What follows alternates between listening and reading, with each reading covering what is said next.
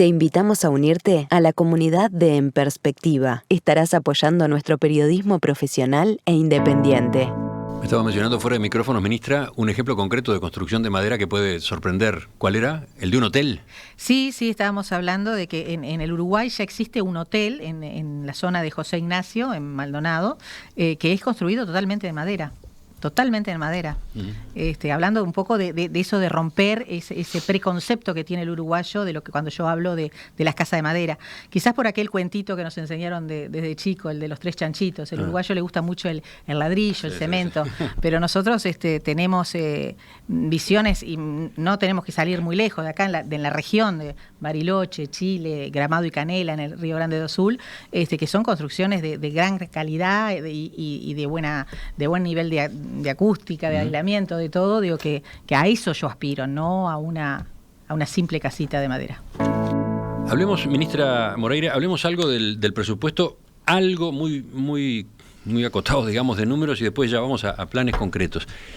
Según la información que figura en el proyecto que el Poder Ejecutivo remitió al Parlamento, en este año 2020, el Ministerio de Vivienda y Ordenamiento Territorial tiene asignados 9.147 millones de pesos para desarrollar todos sus planes. Eso es unos 207 millones de dólares. Pero no están ejecutando todo ese dinero, ¿no? No, ese es el proyecto que nosotros tenemos presentado, el plan quinquenal, en la cual en el artículo 419 solicitamos la aprobación de ese plan quinquenal.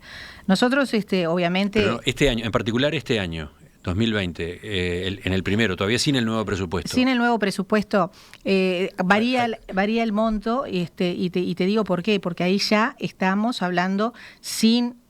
todo lo que es medio ambiente, es decir, los presupuestos que era de la dirección de ambiente, la dirección de agua, tampoco está en ese monto, no está el plan mejoramiento barrial. Número, por lo que tengo anotado, es lo que corresponde a vivienda, ordenamiento territorial.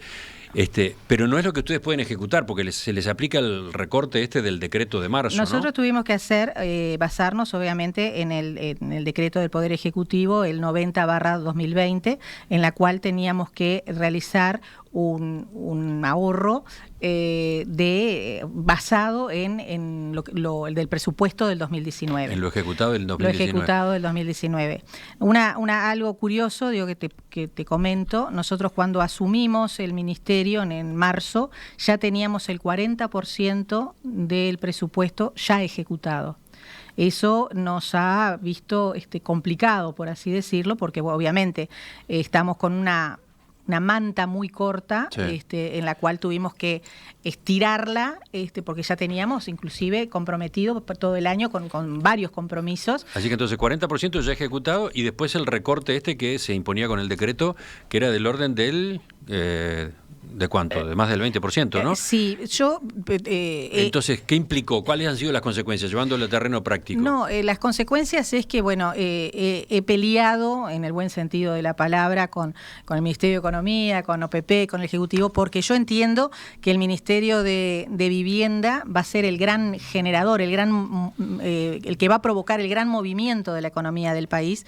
Entonces, tenían que medirnos con otra vara, porque, realmente la construcción es el gran motor de esto, y bueno, con respecto a lo que hemos limitado, yo estoy tratando de cumplir con todas las obligaciones asumidas en este periodo, obviamente quizás no en el ritmo ni en la velocidad. Pero este año no pudieron ejecutar lo previsto, entonces...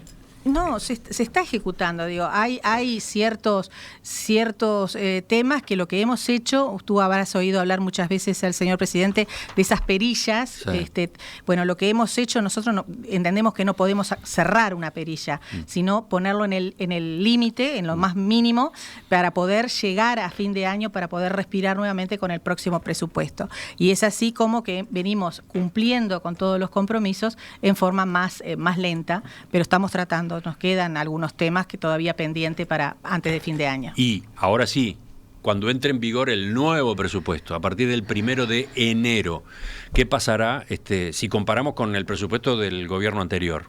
año a año? ¿Que va a ser igual? ¿Va a ser menor? Mira, va a ser menor porque nosotros hicimos un cálculo basado en el 2019, pero creo que acá el gran desafío es la gestión y la transparencia, cómo gestionar ese dinero.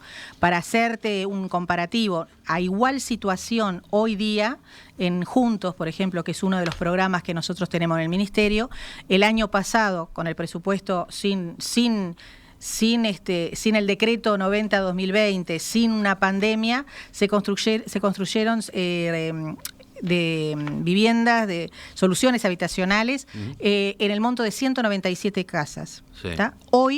Hoy ya estamos a 220 soluciones habitacionales. Aspiramos llegar a fin de año en 240, 245. Es decir, a pesar del decreto 90-2020, a pesar de la pandemia, ya hoy estamos en el Juntos, concretamente, por encima de lo que se realizó en el año 2019. Y eso se hizo con buena gestión. Se ha cambiado algunas modalidades, alguna actividad fuerte, control fuerte. Y, por ejemplo, hemos construido, porque ya estamos entregando casas construidas en este gobierno. Así, ya estamos disparadas en este gobierno, sí, ya se entregan. Logramos construir una casa en 9 semanas. A ver, ya que empezamos por acá, vamos a recordar qué es el Plan Juntos, que fue una iniciativa del gobierno Mujica, ¿no? Sí. Que ustedes deciden mantener, no va a haber cambios. Es que yo reitero una y otra vez, yo no vine a fundar ningún ministerio. El ministerio está fundado desde hace 30 años, tuve el placer en los primeros meses de celebrar ese momento especial de 30 años, y que inclusive había funcionarios desde que cumplían los 30 años también. Lo que está creado, lo que está funcionando bien, va a seguir funcionando bien. Lo que se pueda mejorar, como el caso de Juntos, que estamos como el librito aquello que nos ponían las maestras, debe y puede rendir mejor. Yo estoy apuesto totalmente a la obra del Juntos. Entiendo que es una magnífica obra, porque va más allá solamente de la entrega de la construcción de la casa. Por un lado hay construcción de viviendas, pero no solo eso, ¿no? También ampliaciones, mejoras, soluciones a problemas de humedades o de habitabilidad que pueda tener una casa o un apartamento, en un sector muy particular de la población, ¿no? Ahí se apunta básicamente ¿a qué? A las familias con, no sé cómo llamarlo, mayor pobreza, mayor vulnerabilidad. La mayor vulnerabilidad. Nosotros nos preocupamos mucho por los frágiles y realmente son situaciones de mucha fragilidad. Y yo creo que ninguna persona puede dejar sin extender su mano a un uruguayo, a una persona en esa vulnerabilidad. Por ejemplo, que hay familias constituidas o encabezadas por mujeres solas, ¿no? Sí, fundamentalmente. Mira, en el día de ayer entregamos 6 casas en el barrio Marconi, de las cuales las 6 eran mujeres jefas de familia. Y que ellos aportaron horas de trabajo, pero además, ya te digo, todo ese trabajo social, ese trabajo, tenemos un plan bucal que ha tenido una excelente gestión, y educación. ¿Qué pasa con el plan bucal, perdón? No, que el plan Juntos no es solamente la entrega de la casa, sino tiene todo ese trabajo, el trabajo social, el plan bucal, el trabajo de construcción, de construcción, porque también hacen construcción, pero sí de manualidades, de educación sexual. Realmente tiene toda una complejidad que un seguimiento por parte de los técnicos que es muy buena. Y una de las claves es que la familia participe en la obra. ¿Tenga algún tipo de incidencia en la obra? No en todos los casos, te digo, en estas 6 casas que entregué en el día de ayer, que eran mujeres jefas de familia, fueron y tuvieron que aportar horas de trabajo para la casa. Pero entonces, en cuanto a qué va a pasar este periodo con este plan, veía que en el presupuesto dice que están previstas 1.177 intervenciones, ¿no? Que no quiere decir casas, ¿no? Intervenciones. ¿Usted qué aportaba recién en cuanto a lo que va a ocurrir en la realidad? No, nosotros le estamos dando gestión y transparencia a eso para poder superar, y estoy convencida que lo vamos a hacer, superar lo hecho en quinquenios anteriores. Hablemos, ministra Moreira, de una de las prioridades que usted marcaba recién, en el comienzo de la entrevista, asentamientos. El presupuesto habilita al Poder Ejecutivo con el Ministerio de Vivienda a declarar la emergencia habitacional y la intervención sociohabitacional en cualquier asentamiento irregular. ¿Qué es esto? Yo estoy convencida, lo que hablábamos al principio de esta entrevista, hay 600, 650 asentamientos y nosotros seguimos actuando como se vino actuando hasta ahora. En este quinquenio, ¿qué podemos solucionar? 2 o 3, cuando se crearon 12 o 15. Entonces hay que cambiar esa forma de actuar.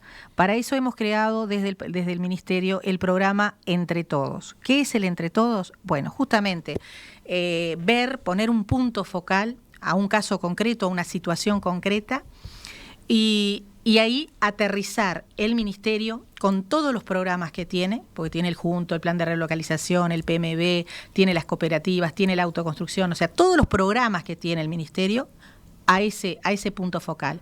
Pero a su vez un trabajo transversal, un trabajo interdisciplinario, interministerial, interinstitucional. Es decir... ¿No es eso lo que se está haciendo hoy o lo que se estaba haciendo antes? Sí, pero no en forma coordinada, no en un entre todos, cada uno defendiendo su chacrita. Yo creo que acá tenemos, así como se atacó el COVID, que todos juntos aportamos, bueno, acá también, todos juntos a ese asentamiento. El MIDES, y el ministerio que sea, Ministerio del Interior, el de Defensa, el de Salud, el de Ambiente, digo, todos juntos actuando. Obviamente va a haber que dar luz, agua, saneamiento, por lo tanto UTE y OCE tiene que estar en ese paquete y obviamente va a jugar un rol importante las intendencias y las alcaldías. Yo creo que de esa forma, todos juntos, un entre todos, es que vamos a lograr, aportando cada uno su parte, su dinero va a responder mucho más, porque digo, no es una cosa aportando cada uno por separado, sino todos juntos a esa bolsa. Yo creo que esa es la única forma, perdona que te interrumpa, yo creo que esa es la única forma de realmente detener ese avance, porque el avanza a una velocidad tan grande, los asentamientos, y el Estado responde a una velocidad tan lenta que si no, nos va a pasar la ola por encima. Pero me llama la atención ese instrumento, ¿no? Lo de que el Poder Ejecutivo, en acuerdo con el Ministerio, podrá declarar la emergencia habitacional y la intervención sociohabitacional en cualquier asentamiento irregular. ¿Por qué lo de la declaración de emergencia? ¿Qué es eso? Porque estamos en una situación, yo creo que crítica. ¿Pero qué facilita la declaración de emergencia? Justamente ese trabajo en forma conjunta. Ese trabajo en forma conjunta. Imagínate que somos un país de 3,5 millones y habiendo 600, 650 asentamientos es muchísimo, muchísimo. Donde Montevideo, obviamente, por su número de habitantes es el primer lugar, pero le sigue Canelones y tercer lugar un departamento que conozco tanto como es Artigas.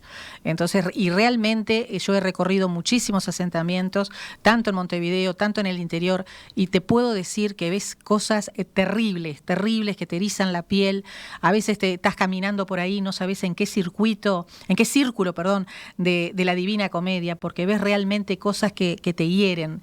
Y yo creo que ninguna persona se merece vivir en las condiciones que están viviendo. He llegado a ver niños, descalzos, comiendo de la basura, pero he llegado a ver gente viviendo dentro del basurero. Justamente antes de subir aquí, esperando el ascensor, me llamaba una representante nacional de un departamento del litoral, haciéndome acuerdo de, en qué estaba esa situación que ella me había planteado, y digo, realmente, y no es el único departamento, lo peor, digo, eso que he visto ya se ha repetido en varios departamentos. Justamente.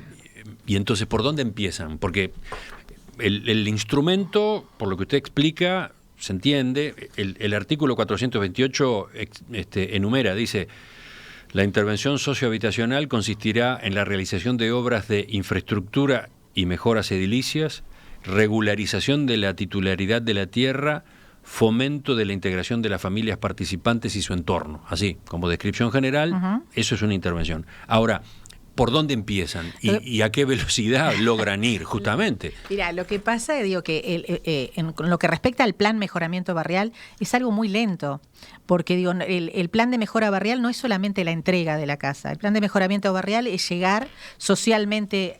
Ahí es donde el oyente puede perderse, le aclaro. Porque, ¿sabe por qué se lo digo? Porque usted recién mencionó distintos instrumentos que tiene el Ministerio, ¿no? ¿Cuáles eran? Lo que pasa es que uno cuando habla ministerio siempre lo relaciona con las cooperativas. Sí. Y hay muchísimos programas dentro del ministerio. No, pero mencionó el plan junto, plan de mejoramiento de barrios. ¿Qué más? Por eso digo, yo que estoy haciendo una propaganda justamente para que la gente tenga el acceso a la verdadera información, a toda la información. Porque en el ministerio no están solamente las cooperativas. Las cooperativas es uno de los programas. Está el programa del plan junto, el plan de relocalización, el plan de mejoramiento barrial. Ahí nomás ya parece una confusión. ¿Qué diferencia hay entre el plan de relocalización y el PMB, el plan de mejoramiento de barrios? El plan de mejoramiento barrial no es solamente la casa, sino que tienen que hacer toda la infraestructura y por eso es tan lento a veces los procesos. Porque es lo que antes era el PIAI, ¿no? Exacto, porque tienen que llegar, hacer el trabajo social, hacer las calles, el saneamiento, el cordón cuneta, entonces muchas cosas que uno no lo ve, digamos, el que realmente necesita, porque lo que uno quiere es la casa, para después armar la casa. La relocalización es que cuando tienen que hacer esas calles tienen que sacar a varias casas y esas casas relocalizarlas. Por eso el plan de relocalización va muchas veces de la mano del plan de mejoramiento barrial.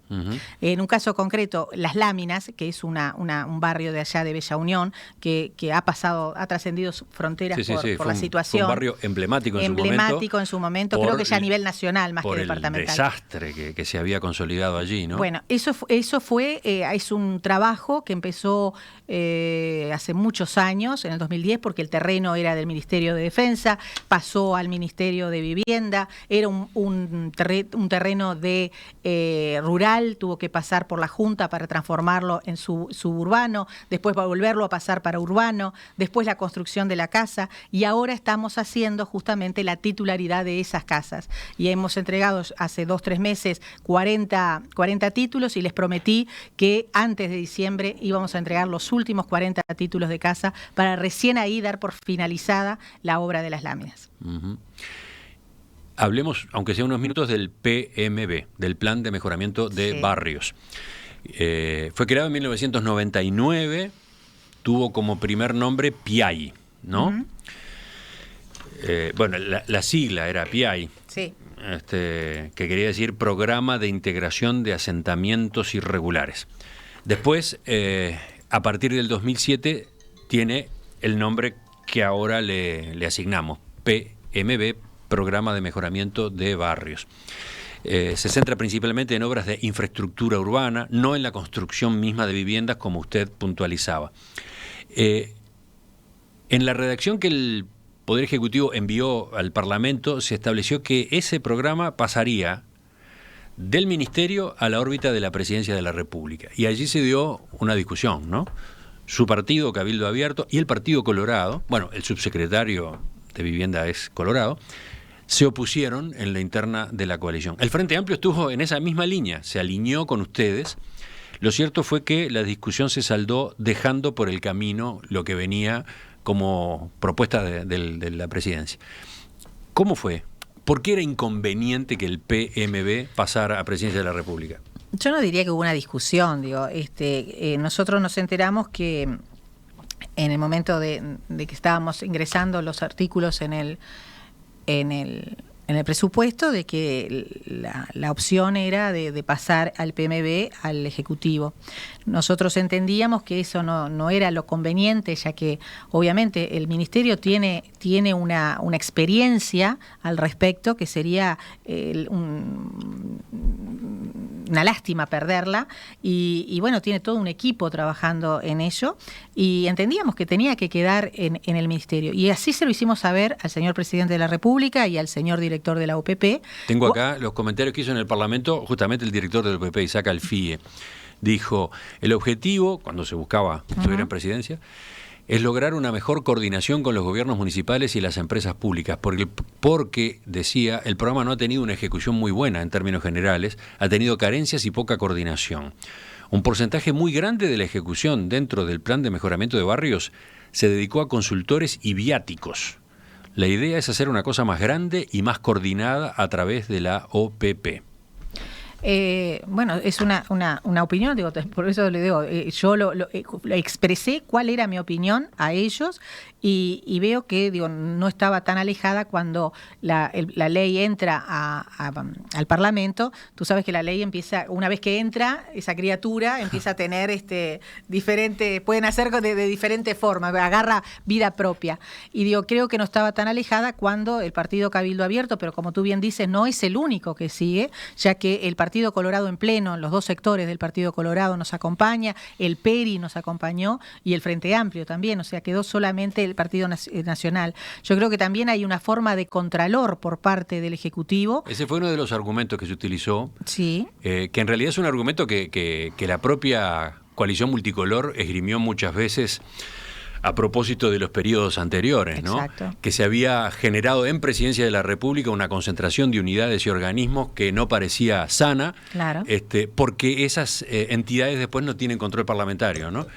Exacto, y digo, nosotros buscamos justamente, como te he reiterado acá, gestión y transparencia, y creo que hemos demostrado cómo somos transparentes, porque debo haber sido fui la primera ministra que fue llamada a sala por su propio partido, además, en el tema de un poco insólito, pero digo, porque buscamos eso. El llamado del diputado Eduardo Luz, pero claro, era por el acuerdo entre el Estado y UPM, ¿no? Por UPM, pero bueno, no le tembló la mano en citar a la ministra de su propio partido.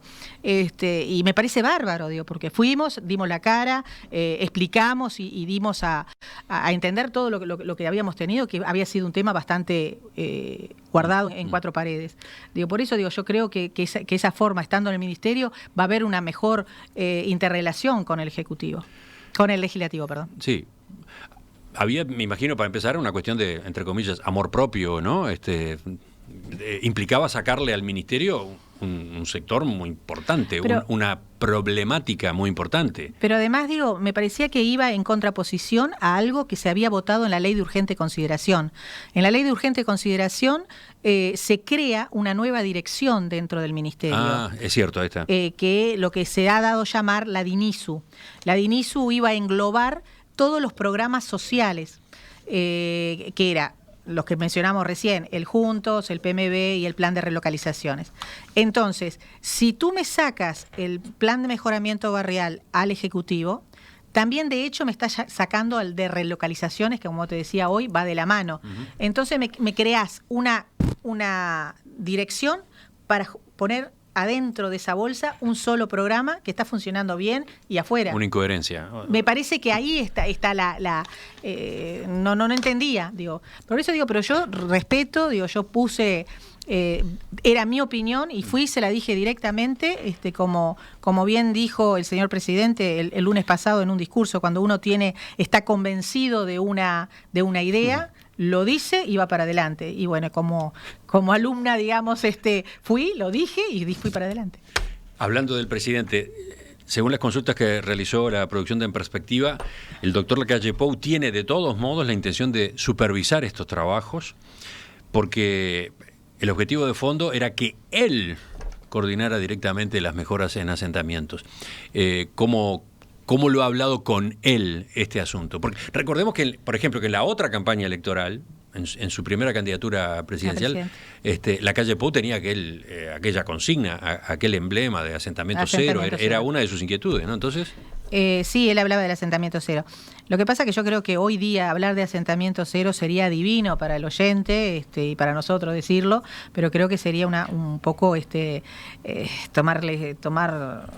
jugar con la gente en el sentido de que es casi imposible. No, pero de acuerdo, pero digo, él va a estar involucrado muy, muy de cerca, por lo visto. Está perfecto que esté involucrado, para algo es el presidente de la República. ¿Pero lo han hablado en estos términos? Lo he comentado, digo, nosotros tenemos quien habló este tema con el presidente fue su esposo, fue el senador Manini, ¿no? Fue uno de los temas que han tratado en esas reuniones que han tenido. No, creo que no. ¿No? No. Ese tema, digo, lo hablé con el señor presidente, ya te digo más, el 12 de agosto fue la primera vez que hablé de ese tema y después se agarró vida con los legisladores cabildantes en el Parlamento, pero no tengo información que haya hablado Guido. Enseguida venimos con la tercera y última parte de la entrevista a la ministra Irene Moreira. Vamos a conocer qué es esto de los fideicomisos. Irene Moreira es abogada, graduada en la Universidad de la República. Tiene una trayectoria política en el departamento de Artigas y en el Partido Nacional, ¿no? Sí, toda la vida. Sí, fue edil suplente en Artigas en los periodos 1995-2000, 2005-2010 y 2010-2015. Ahí fuiste titular. Ahí entró como titular, ¿no? En el periodo 2015-2020, edil departamental titular. Bueno, y ahora, en los últimos comicios, ya en Cabildo Abierto, resultó senadora electa. ¿Es la número 2 de Cabildo Abierto, puede decirse? No, soy la... Es la esposa del líder, pero dejando de lado eso que no tiene que tener relevancia política. ¿Cómo se ubica usted dentro de la estructura de Cabildo Abierto? No, creo que una cara visible de Cabildo Abierto, obviamente, en la cual he militado, pero no quiero ser la señora de, creo que he trabajado por Artigas toda mi vida, tenía ya mi agrupación, tuve el placer de cuando anuncié que iba a dejar las filas del partido que me había visto nacer para pasar al partido Cabildo Abierto, la agrupación total me acompañó. Uh-huh. Y bueno, y milité en Artigas, me considero una dirigente de Artigas, que tuve más de 10.000 y pico de votos en esta. Entonces digo, me gustaría que me consideraran como la dirigente de Cabildo Abierto, como una dirigente de Cabildo Abierto, y no solamente por ser la mujer de. Siempre he tenido que pelear por ser la hija de en política, me había ganado mi lugar, y bueno, y ahora nuevamente estoy peleando para tener mi propio lugar dentro de Cabildo Abierto. Pero no está claro cuál es el número 2 en Cabildo Abierto. Eso de poner numeraciones me parece, creo que sin lugar a duda Cabildo Abierto es Manini es Cabildo Abierto, y bueno, y después tenemos todo un equipo importante que lo están apoyando a este joven partido que a pesar de su corto tiempo de vida ha dado de mucho por hablar. No en vano tuvimos en 180 días una banca de 11 diputados, 3 senadores y actualmente con dos ministros y un subsecretario y varios directores general de secretaría. Entonces realmente hemos logrado dar esa llave del cambio que tantos uruguayos querían, ¿no? Ministra, en el proyecto de presupuesto se autoriza al Ministerio de Vivienda y Ordenamiento Territorial a participar en fideicomisos con privados para la construcción de viviendas. El objetivo es complementar el régimen de vivienda promovida que existe hoy en día. ¿Esa es la idea? Mirá, nosotros una vez que asumimos el ministerio, comprobamos que había una franja de uruguayos que no estaban siendo cuidados, protegidos, que era justamente ese sector sector medio bajo, que si bien tenían por el núcleo familiar un salario, un monto de dinero, estaban por encima de estos planes que hablábamos hoy, por debajo, pero tampoco podían llegar a los planes más altos. Entonces es el típico caso de aquellas personas que pueden pagar un alquiler, pero no tienen posibilidad de ahorro para la compra de eso tan soñado que es el techo propio.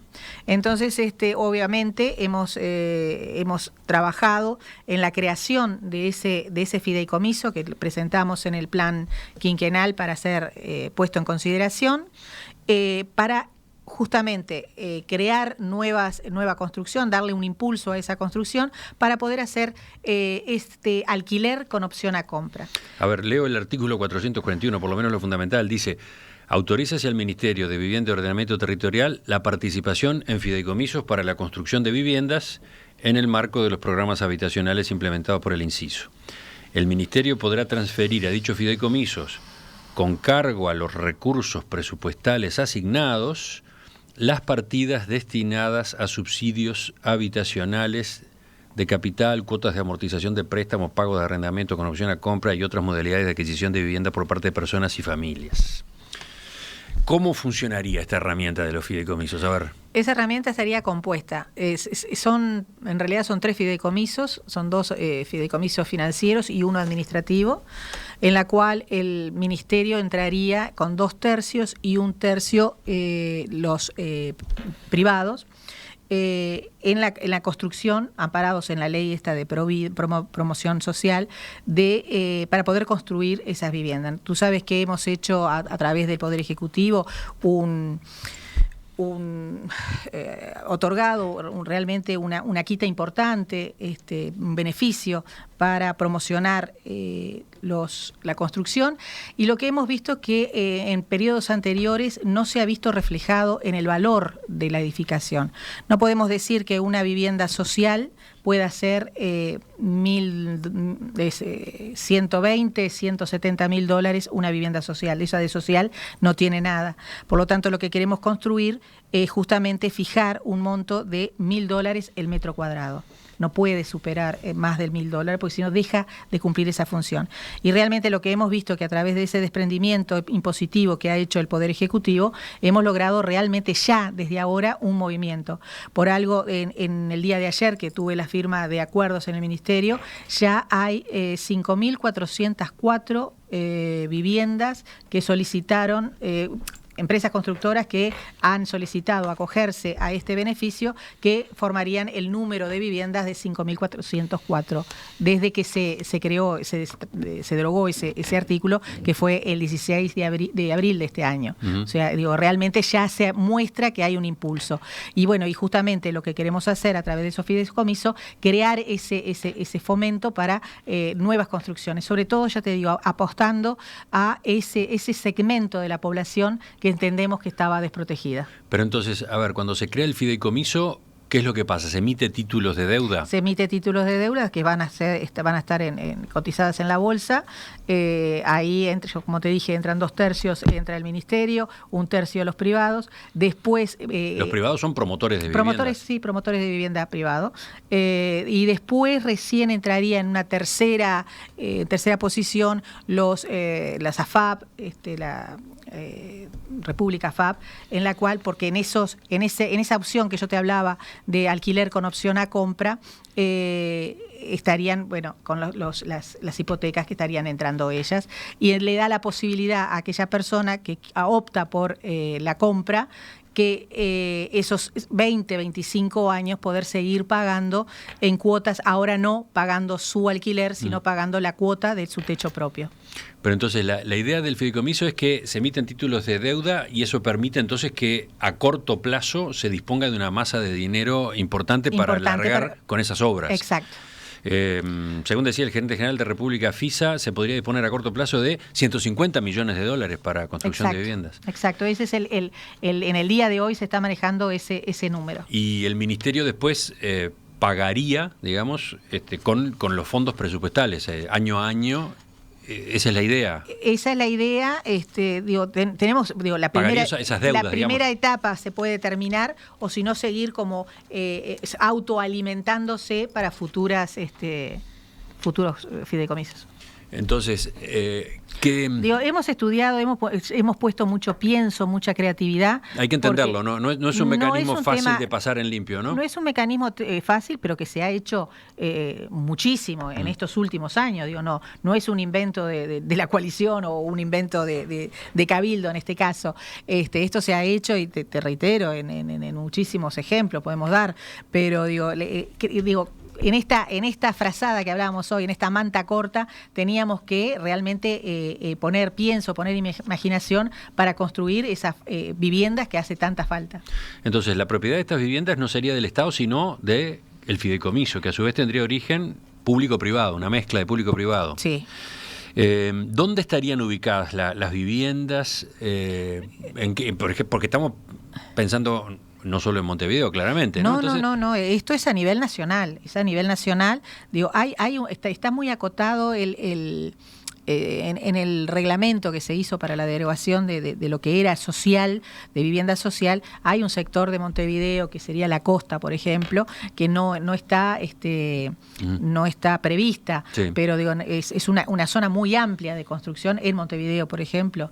Y también hemos mantenido contacto, que esto me había salteado, con el Congreso de Intendentes, porque obviamente tenemos que tratar de actualizar, digo, y poder hablar no con cada departamento, sino ya hacer un marco, un acuerdo marco, porque digo, evidentemente nosotros tenemos que buscar algo que puede abaratar esos metros cuadrados, es que nos permitan la construcción en altura, donde ya están todos los servicios.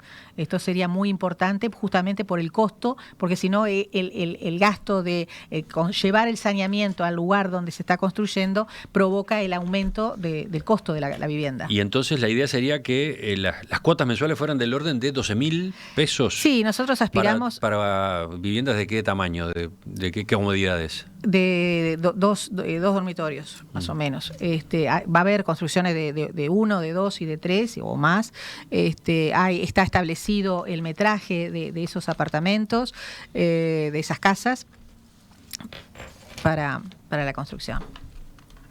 ¿Cuándo se van a ver las primeras obras? Hay que esperar el presupuesto, obviamente. Bueno, hay que esperar al año que viene. Sí, para el fideicomiso, sí, obviamente, entra en vigor el 1 de enero con la aprobación del presupuesto. Pero ya como te decía, hay muchas empresas que ya se están adhiriendo a los beneficios que la ley otorga, que son estas 5.404 al día de ayer, que a pesar de poder entrar en el fideicomiso, pretenden ya comenzar a construirse y después adherirse al mismo. Para terminar, porque aparecen preguntas de los oyentes, el MEVIR, el Movimiento de Erradicación de la Vivienda Insalubre Rural, que tan buenos resultados ha dado en la historia de nuestro país. ¿Dónde figura en todos estos planes? No, obviamente. Nosotros tenemos varios brazos. El sistema público de vivienda está compuesto no solamente por el Ministerio de Vivienda, está la Agencia Nacional de Vivienda, está el Banco Hipotecario, está MEVIR. Pero se pregunta, por ejemplo, plantea un oyente, ¿por qué no generalizar el modelo MEVIR que está aprobado? No, es que MEVIR está y lo quiero potenciar. Yo conozco muy bien la obra de MEVIR. Yo soy una mujer del interior y del interior profundo, y basta recorrer nuestra población rural para ver que hubo un antes y un después de MEVIR. Es una obra maravillosa del doctor Alberto Gallinal Heber, que hay que impulsarla, y por algo en la ley de urgente consideración se aumentó la zona de acción de MEVIR, que era hasta poblaciones de hasta 5.000 habitantes. Hoy es hasta 15.000 habitantes. Es una obra, justamente lo que hablábamos hoy, que se construye los propios propietarios, es decir, un tipo de autoconstrucción que yo le doy un plus, así como las cooperativas de ayuda mutua, porque realmente le da un valor más a la casa. Tú fuiste partícipe de tu casa, ¿no? Porque no es solamente la entrega de la llave, sino tú hiciste el portland, pusiste un ladrillo, la ventana. Tiene un valor impresionante. Y es más, hemos potenciado y hemos aumentado su trabajo, en el sentido que ha vuelto a generar lo que se ha dado a conocer, el MEVIR productivo. El MEVIR productivo es para aquellas familias rurales que el pozo de agua, por ejemplo, que algo que es importantísimo.